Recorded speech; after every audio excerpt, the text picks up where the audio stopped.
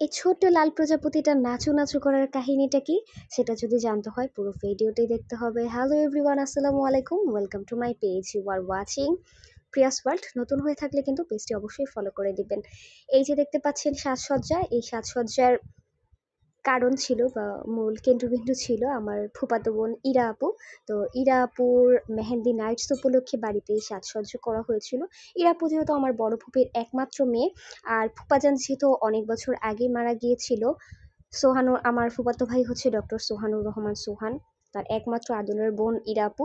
তো ভাইয়ার ইচ্ছে ছিল বিয়েতে এমন আয়োজন করবে যেন আপুর মনে কোনো কষ্ট বা আক্ষেপ না থাকে, যে তার বাবা বেঁচে থাকলে হয়তো বা আরও বেশি আয়োজন হতো, বা বিয়েজনিত কোনো আক্ষেপ কষ্ট যেন মনে না থাকে।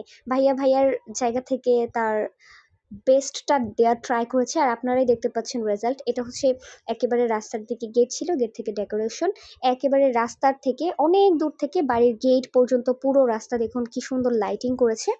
তারপরে হচ্ছে এই যে বাম পাশে বাড়ির গেট, গেট দিয়ে প্রবেশ করছি।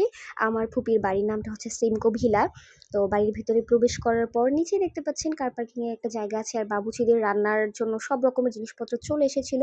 এইটা হচ্ছে রাতের সময় নেয়া, মানে যখন রাতের অনুষ্ঠান শুরু হয়ে গিয়েছিল। আর ডেকোরেশন কিন্তু সম্পূর্ণ বাড়ির লোকদের দিয়ে করেছে, কোনো ইভেন্ট না।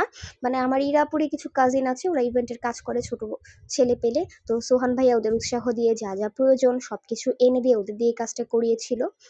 তারপরে দেখেন মেহেদি আর্টিস্ট চলে এসেছিল সকালবেলায় এসে মেহেদি আর্টিস্ট আপুর হাতে মেহেদি দিয়ে যায়, যাতে করে মেহেদির রংটা মানে রাত পর্যন্ত অনেকটাই চলে আসে। আপনারা জানেন অর্গানিক মেহেদি কালার হতে সময় লাগে। এটা হচ্ছে সম্পূর্ণ মেহেদির ডিজাইন।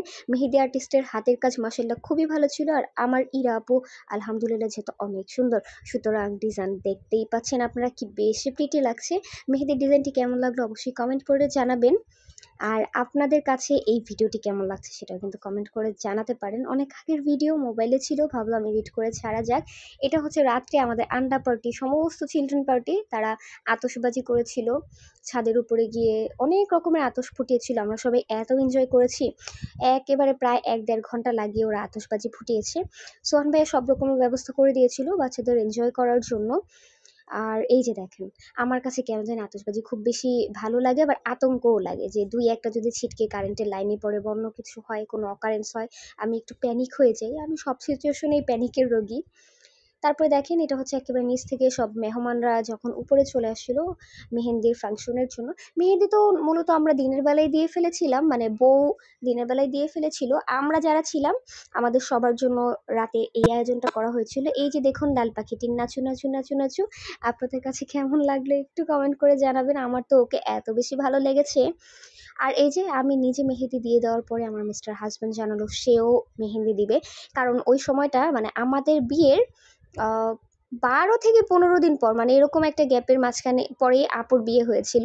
তো আমরা তখন নিউ কাপল, ম্যারিড কাপল, আমরা এরকম একটা সুন্দর প্রোগ্রাম পেয়েছিলাম, দুজন খুব বেশি পরিমাণে এনজয় করেছি। এই যে দেখুন, মানে অনেক বেশি মজা লেগেছে, অনেক বেশি এনজয় করেছি।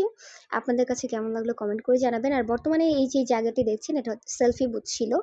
এটা হচ্ছে সিঁড়ি থেকে নামার সময় আমরা মানে টিকটকে ভিডিও করার জন্য ভিডিওটা করেছিলাম, তো ভাবলাম যে একটু শেয়ার করি। নিউ দম্পতির খুনসুটি রোমান্স বলে কথা, অনেকে নাক সিটকাবে, কত ঢং কত পিরিত। কিন্তু দেখেন আমার বেলায় এই নিয়ম, তাদের মেয়ের জামাইয়ের সাথে এই জিনিসগুলো করলে তাদের খুব ভালো লাগবে, কলিজে শান্তি হবে। এই যে দেখুন, এটা হচ্ছে আমার মেকআপ লুক ছিল। আমি ওই দিনটা খুব বেশি পরিমাণে অসুস্থ ছিলাম, আর ট্রাভেল করে গিয়েছিলাম ঢাকা থেকে সুরতপুরে। যাওয়ার সময় বাসে সিট না পেয়ে দাঁড়িয়ে যেতে হয়েছিল। এটা হচ্ছে আপুর ঘরের ডেকোরেশন ছিল, আমি এগুলো নিয়ে টুকটাক ভিডিও করে ফেলেছিলাম। That's all for today. সবাই ভালো থাকবেন, আসসালামু আলাইকুম, আল্লাহ হাফিজ।